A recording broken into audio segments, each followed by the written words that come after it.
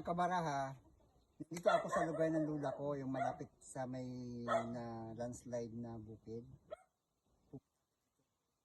Ano ko siya, kinukumusta ko siya kung okay lang ba siya. Ngayon may nakita po akong bunga. Ito oh.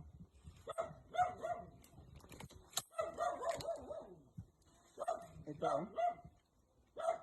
Alam nyo ba kung ano to mga kabaraha? Kunin natin. Hinog na kaya to? Ito mga kabaraha oh. Mayroon pa doon isa.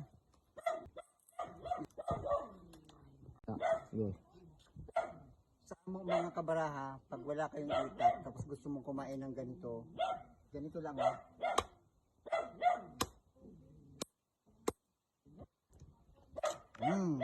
Di ba? Ang sarap mga kabaraha. Tikman natin.